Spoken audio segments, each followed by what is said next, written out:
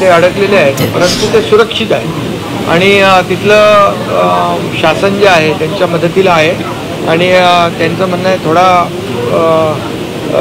वेळ निघाल्यानंतर थोडी परिस्थिती सुधारल्यानंतर त्यांना तिथून सुरक्षितपणे ऋषिकेशच्या मार्गाने त्यांना बाहेर सुरक्षित ठिकाणी आणण्याचा त्यांचा प्रयत्न आहे। त्यामुळे ते आता सध्या तरी सुरक्षित आहेत आणि लोक तिथली उत्तराखंड सरकारचे लोक त्यांच्या मदतीला आहेत। सर, सध्या ठाकरे गटाकडून बाप काढला जातो आहे आणि मोदी हे तुमचे बाप आहेत अशा पद्धतीने टीका टिप्पणी कोणी काढले? ठाकरे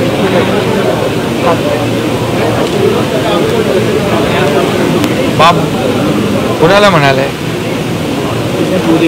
मोदींना। अच्छा, या देशाचे प्रधानमंत्री खरं म्हणजे नाना पटोले हे स्वतः अध्यक्ष, विधानसभेचे अध्यक्ष राहिलेले आहेत आणि त्यांना सगळं नियम कामकाज माहीत आहे आणि विधानसभेच्या सभागृहाची जी काही गरिमा आहे, पावित्र्य आहे, हे राखलं पाहिजे हे त्यांना माहीत आहे। पण मला वाटतं का अगतिक झाले आज माहीत नाही ते, म्हणजे अगदी डायरेक्ट अध्यक्षांच्याच आसनाकडे गेले आणि त्यांनी ते राजदंड देखील उचलण्याचा प्रयत्न केला। खरं म्हणजे नानांकडून अशी या कृतीची अपेक्षा नव्हती। मला वाटतं काही बरेच दिवस त्यांना काँग्रेसमध्ये देखील काही दिल्लीमध्ये काही त्यांची चर्चा नावाची कुठे दिसत नव्हती, म्हणून काहीतरी नावाची चर्चा झाली पाहिजे आणि पुन्हा चर्चेत आणि प्रकाशात यायला पाहिजे, म्हणून हा त्यांचा प्रयत्न आहे का? पण त्यासाठी देखील मोदीजींचंच नाव घ्यावं लागतं, कारण बापही होत आहे। आणि म्हणून मी एकच सांगेन कि विधानसभा में जनता ने दिए उनको झटके और कांग्रेस 16 पे लटके। आता तेवढं त्याच्यातून त्यांनी बोध घेतला पाहिजे आणि खऱ्या अर्थाने विधानसभेमध्ये देखील महायुतीने दाखवून दिलं आहे की या महाराष्ट्रामध्ये जे लँडस्लाईड मॅन्डेट मिळालं त्यामध्ये देखील देशाचे प्रधानमंत्री नरेंद्र मोदीजी यांनी महाराष्ट्राला जी मदत केली ते डबल इंजिन सरकार म्हणून, मग air connectivity, rail connectivity, road connectivity, water connectivity यासाठी इन्फ्रास्ट्रक्चरसाठी जे पैसे दिले, किंबहुना शेतकऱ्यांना देखील जे काही योजना दिल्या आणि त्यामुळेच हे लँडस्लाईड मॅन्डेट मिळाले। आणि म्हणून मी एकच सांगतो की देशाचे प्रधानमंत्री नरेंद्र मोदीजींचा एकेरी उल्लेख करणं हे देखील खरं म्हणजे नियमाला आणि जी काय आपली परंपरा आहे त्याला धरून नाही आहे आणि त्यामुळे देशाचे प्रधानमंत्री आहेत त्यांचा आदर केला पाहिजे, सन्मान केला पाहिजे।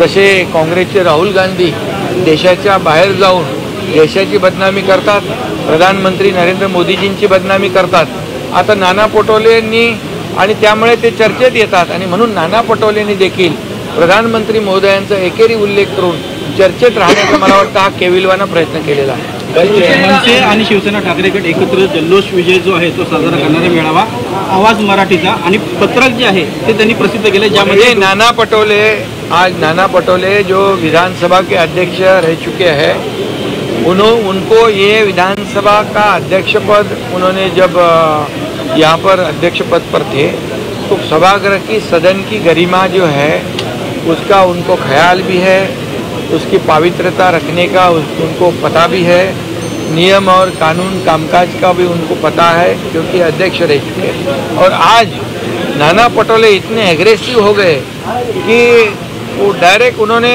जाके अध्यक्ष जी के यहाँ पर आसन पे जाकर वो राजदंड उठाने की कोशिश की।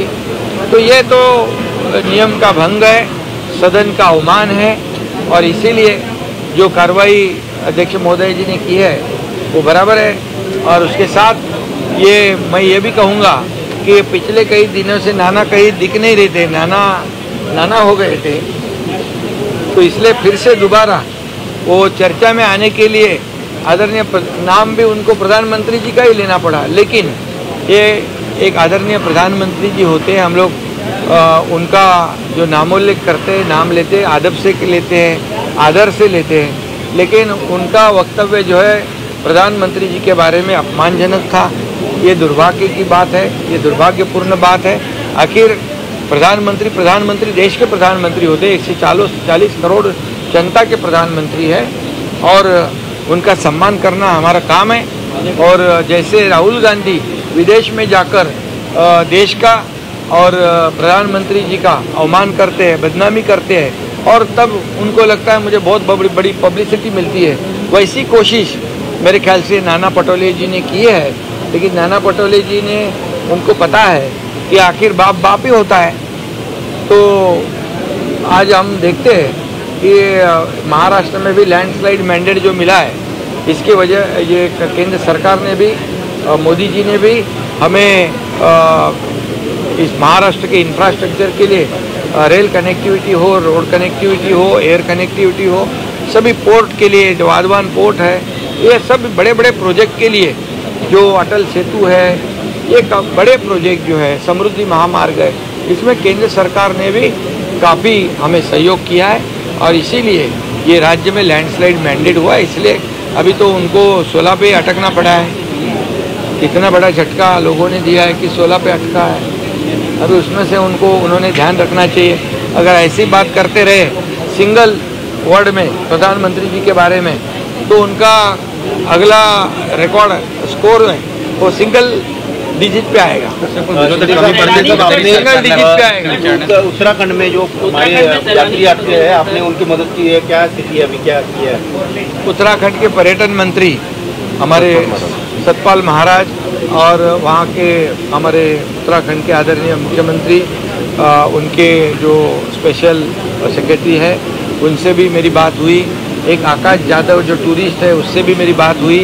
वो अभी वहाँ पर कौन सी चट्टी है, जानकी चट्टी और यमुनोत्री धाम, वहाँ पर जानकी चट्टी एक जगह है, वहाँ पर वो लोग रुके हैं।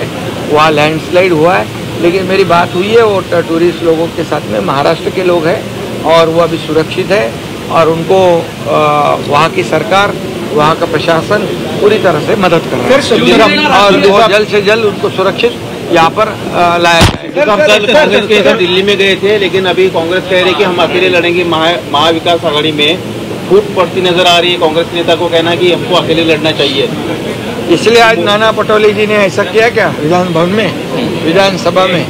ये भी सोचने वाली बात है। लेकिन मैं इतना ही कहूँगा, देखो हर एक पार्टी को, हर एक पक्ष को अपनी अपनी लोकशाही में अपना अपना अधिकार है और किसके साथ अलायंस करना, गठबंधन करना, अकेला चुनाव लड़ना, ये अपना अपना उनका पार्टी का अधिकार है। इसलिए अलग अलग पार्टियां हैं, अलग अलग निर्णय लेती हैं। एकत्र ट्विट करण्यात आले, उद्धव ठाकरे यांच्या नावाने एक पत्रक काढण्यात आलं, ठाकरे बंधू एकत्र मेळावा चांगलं आहे ना, याच्यात वाईट काय? याच्यामध्ये वाईट वाटून घेण्याचं काम काय? सर्व मराठी राजकीय नेत्यांनी दर्जा मिळावा या दृष्टिकोनातून वेगवेगळ्या राज्यातील आमदार शिवसेनेत प्रवेश करणार असल्याची माहिती होते, काय सत्यता आहे? वेगवेगळ्या पक्षाच्या राजस्थान वगैरे राज्यातून आमदार शिवसेनेमध्ये प्रवेश केलेला आहे। अनेक राज्यातले पदाधिकारी, राज्यप्रमुखांनी आमच्यासोबत येण्याचं काम केलेलं आहे।